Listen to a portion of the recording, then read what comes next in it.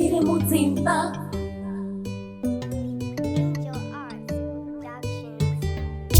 Zvirimudzimba.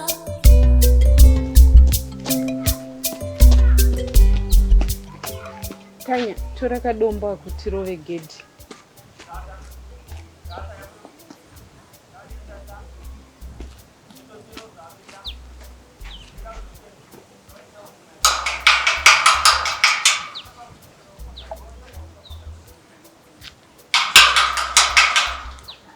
Ukati baba wako waripo hivi?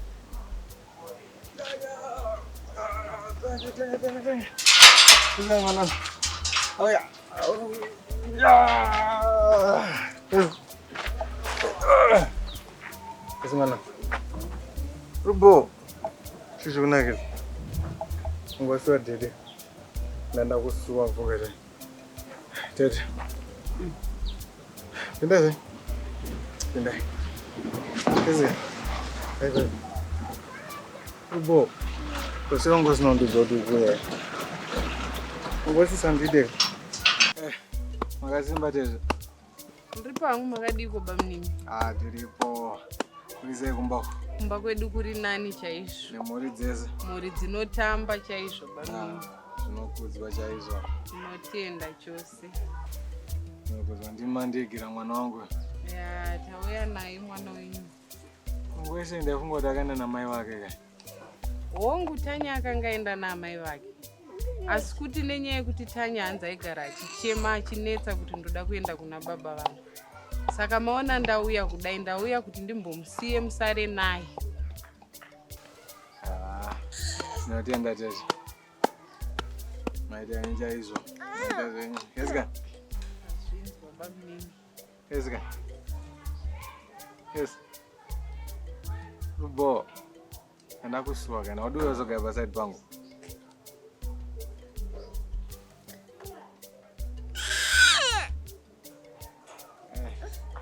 Sacho watokura wena nguva yanga yareba. Vakura tati tivachengeta chaizvo. Kusashabuda mugrupu. Nge munhu abatsirike shuwa.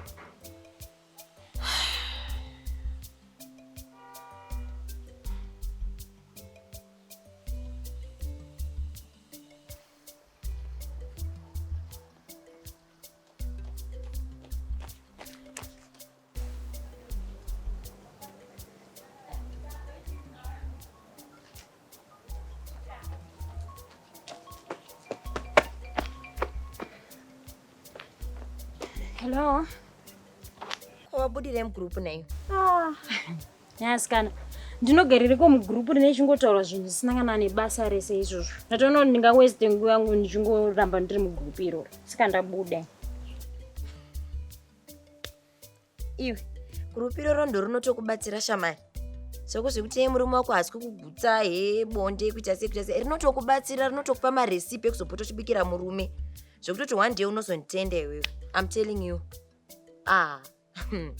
Iwe. Ini manje I don't do zvemupfuwira. Kuzvika mukwadza nai. Iwe, kumukwadza kuita seko. Saka unotirisa uri mudzimba umuvese umu. Havasi kupfuwirwa. Iwe, Sasha, changamuka, skana, wake up.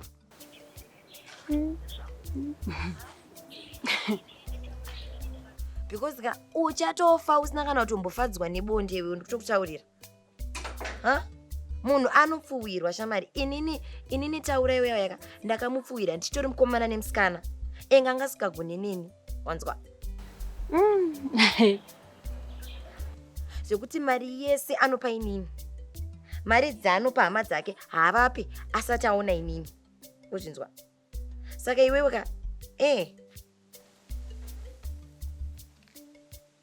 I don't want to lie. Inini, I'm enjoying my life. Wanzwa? My life is perfect. Sex life yangu iribo. I have kids. Wanzwa? Saka iwewe simba anofana kutogadziriswa. Uzvinzwa? You must wake up, my friend. Yo? Even inini hama dzake dzakandivenga, I know kuti vakatondivenga vesana tete yezimevai. They hate me so much, but you know what? I don't care. As long me and my husband we are happy, zvese bo. Asikana. Zvimwe zvinhu don't involve me please. Asikana chimboitai. Iripo. Oh, it's okay. Bye.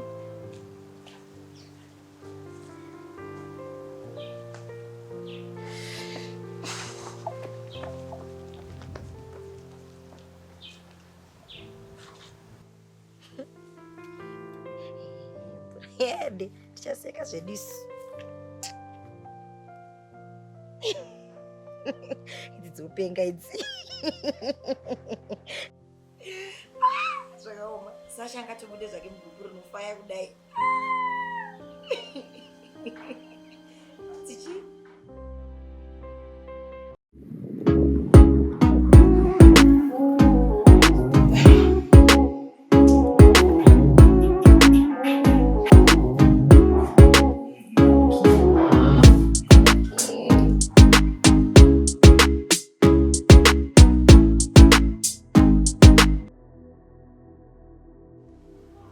Saka bamnini, mamuchifungeiko nemhuri yenyu sezvo nguva yareba?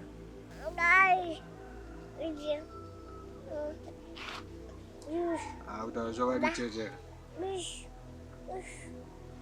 Mukadzi uya anditemesa musoro. Pfungwa dzangu idzi kusvika pakutenderera chaipo chaipo. Munhu achinditemesa musoro. Pese patinenge taita problem. Solution yake kupeka mabhegi achienda. Pese patanetsana haamiriri kuti titaure tigadzise nawo. Anongotora Twitter twake obva aenda. And this time anga akaenda nemwana tete. Izvo mwana kuti aunge mumwe mubereki akashaya. Ivo vabereki vese vari vapenyu. Ninawe kuti she is greedy. Otora mwana oenda naye aifunga kuti ini ndosaka ndichiita sei. Saka ini hangu kutaura chokwadi tete. Handichadi. I am done with this. Handichadi nezvazvo, handichadi ndarama. Ndasvika pakuisa full stop pamutsara wacho wemarriage ino ikandaisa full stop handichadi zvachose. Ungabva madaro here nhai bamnini pane mwana? Ko mwana uyu anozokura aine chimiro chakaita sei? Ndipindirewo chinhu chitete. Ndipindirewo ndapota. Munonzwa sei mimi kuti nguva dzese dzamunonetsana kumba uko mumwe wenyu pakati penyu anotuta twake oenda. Hazi kanonzi ari kuenda kupi? Unongobuda wakananga wakaringe nzira oenda uzive kuti ari kuita nezve kana kuti ozongorika naangodzoka. Unongoziva kuti anga ari kupi?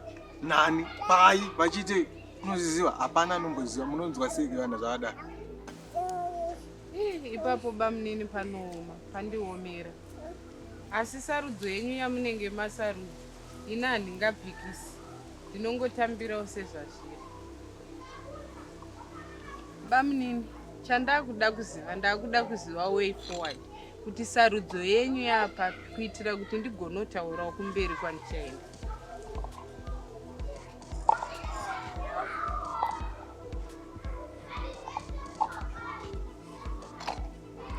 Ndikudzoka tete.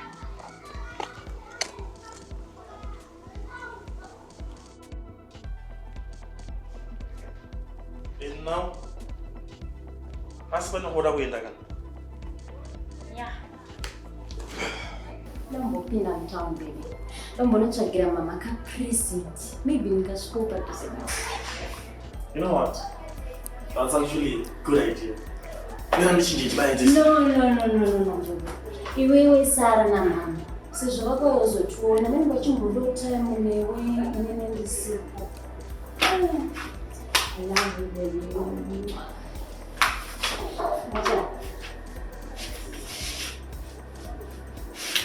Bye.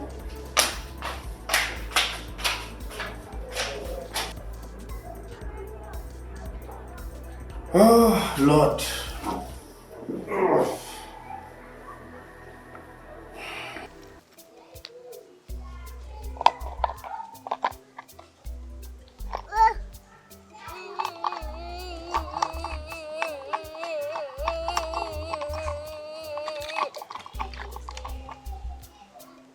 Uchiona tete,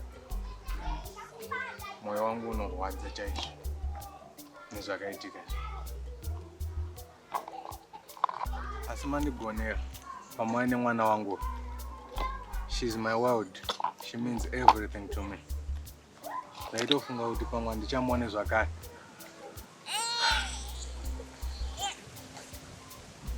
Ndiziva kuti muchazvitora sei ende ndiregerere tete kana kuri kukanganisa.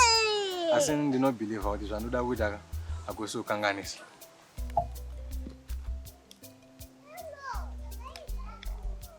Ezvo, naiba munini, chii chamava kundipa ichi?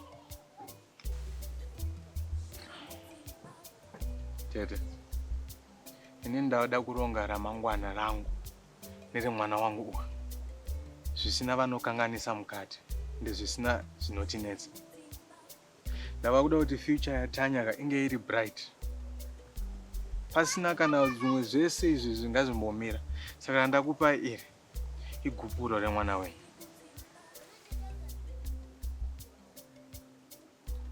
Baba munini, sarudzo yamatora iyi munozozvigona here kumberi? Mangwana handizodi dambudziko. Kana masaina nekuti pagupuro, tinokutendai chose. Ndichanosvitsawo kumberi kuna ana baba. Munondisvitsirawo kumba kuna ana baba nana mama kuti ndizvo zvazobuda musarudzo, nekuti ndizvo zvandasarudza tete. Tarisai mwana wangu anenge achikanganisika. Ukuona vanhu vachingonetsana zuva nezuva. Zvimwe zvacho zviri nane kuti ndisiye zvangu zviende. Zvinorwadza ende ndiri kurwadziwa. But handina chekuita, ndizvo zvanga zvabuda musarudzo, ndizvo zviripo. Saka ngazviende zvazvo nokuti handingakanganise mwana wangu nenyaya yekuti ndoda kuti ndifare. Izvi ndizvo zvandafunga ende ndizvo zvakutoitika tete. Ndinotenda chaizvo baba munini nedecision yamatora. Tanya uyu mundichengeterewo muzukuru wangu. Maita intete nekunzwisisa. Uyu mwana wenyuwa, munosvikawo muchimuona, musatya kusvika muchimuona kuti ari sei.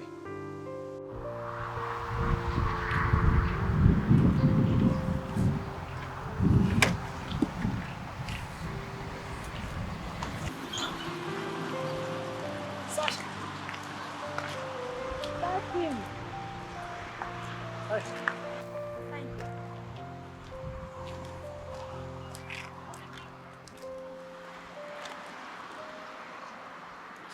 Man of God, how are you? So, how are you? I'm good, Pastor. How are you?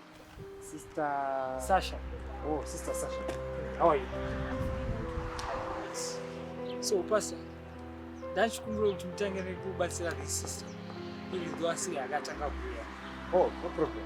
You can go. Well, thank you, Pastor. Fine. I'm leaving. Be blessed. Thank you, Have a nice Pastor. day. Good day. So, how are you? I'm fine. How are you, Pastor? It's nice.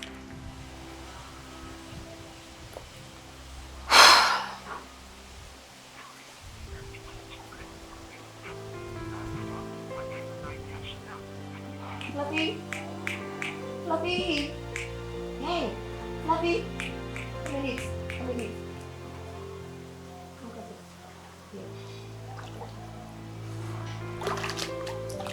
In the mighty name of Jesus, I declare favor on you. Thank you, Jesus. I'm seeing. Okay, I'm seeing a spirit that is following you. A spirit of confusion. You need to pray against that spirit. Yes, man of God. And also, I'm seeing a woman who is standing in front of you. God is telling me that you have to forgive that woman. Yes, Papa. God,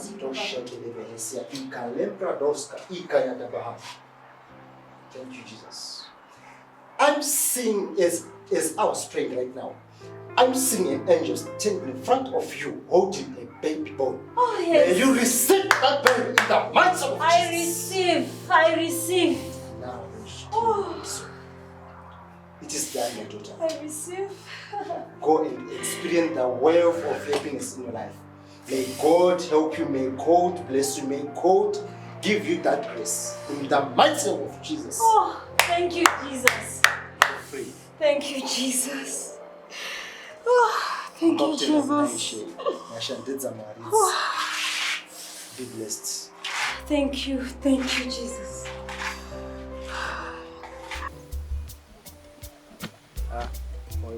kuita mzoro. Yuzo.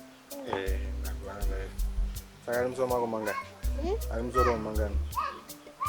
Oh, mangani. Pembera. Pembera mangani. Siberenga. Berenga. Chawa. Berenga.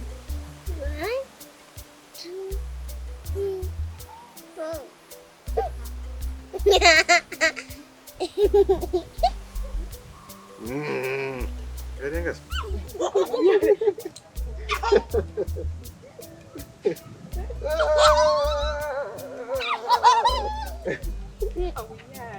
Eh.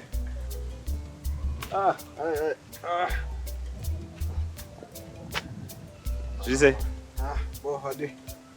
Yes, Tanya. What do you call?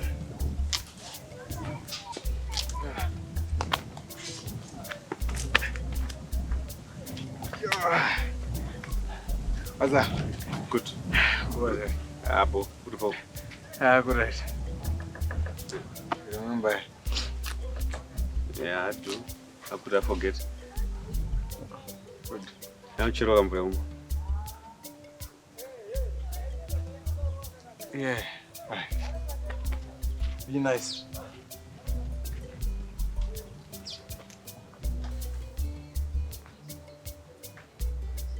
Sophia, I've been seeing a lot of you these days.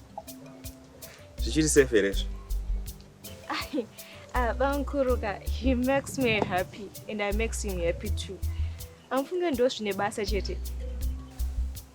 It's not shut. I think those are true to rotate Pakurara. But Bankuru, do you have anything against me? Not at all. Don't get me wrong, Sophia. But I've been thinking, as As in what? As in, Gonzashe is broken. And he needs a lot of time to be fixed. Bankuru, even me, I'm broken too. Don't you think those are trungo dotty move on? I'm against the speed. Ndrugona swords bambera. Kuti kudaro. Don't worry Bankuru, tava no akuru. Mambonzwa isei kuti munhu anoluza chinhu chainacho semaonero akachita. Sasha, we need to talk. We have nothing to talk about. Hey, Sasha, how about wakabvisa nhumbi yangu?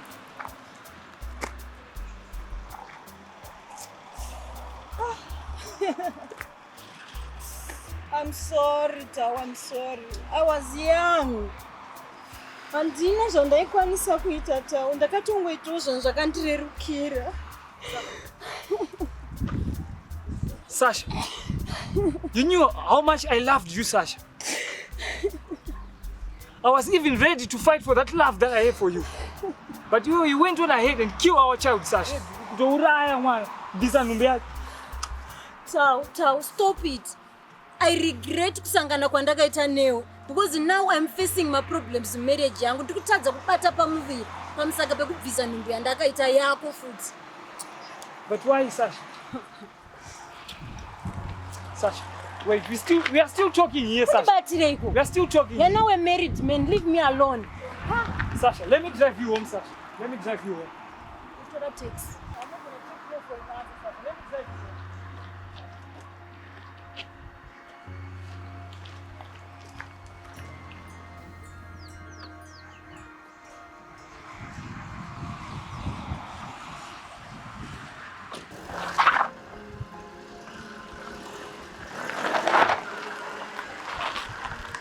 Sasha. Hello? Lokufuna nibasa wangu pane faula ndautora. Sha. Ndisi yangu ndiende nikomba. Sasha, I'm not going to take long and plus ndatosvika futi. Okay. So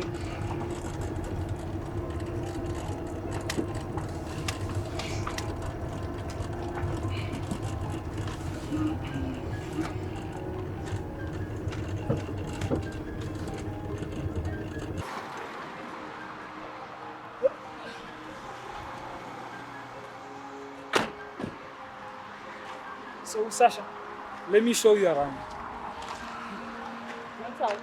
You don't know what you don't going to a flat fare. Cool, chief. You've got a flat tire here. Ruda kuchinjo tire.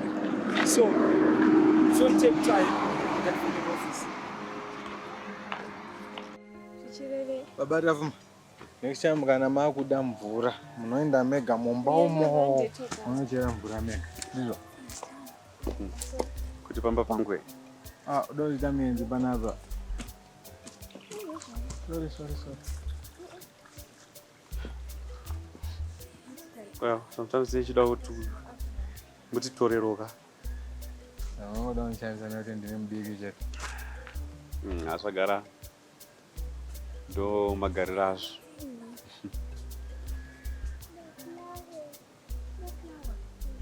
Tony.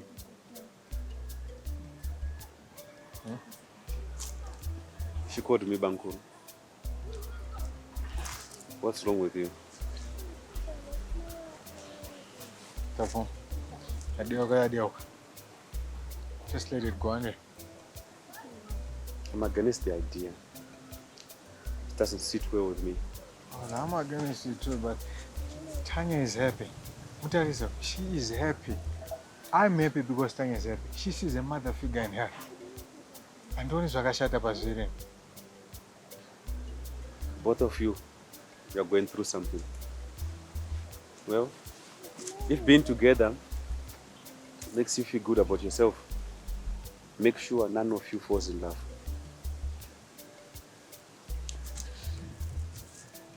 That's how do Tanya Chifara. But I'm Romo. I only wish the best for you.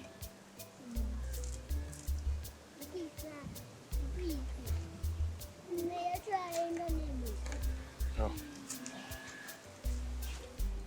My daughter is there, man.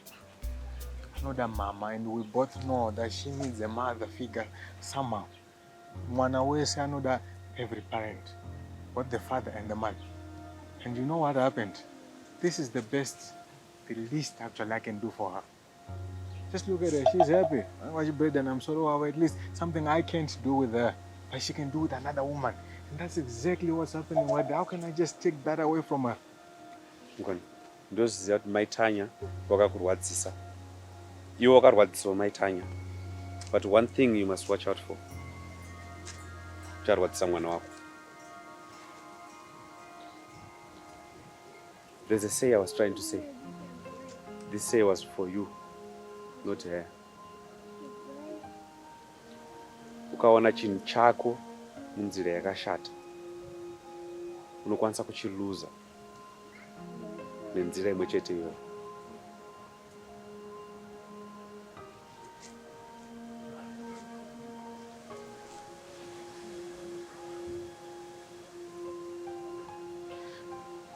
And I'm afraid that I will screw everything up for her. Well, it's in your DNA. You will. But you also have a chance to stop it. What if it's too late? It's never too late.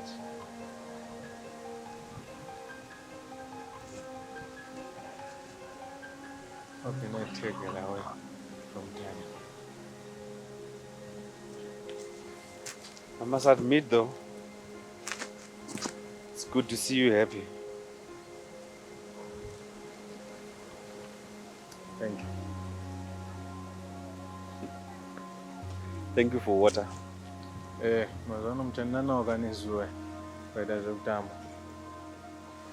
Potse planet yacho changoputika tikaita zvekutamba.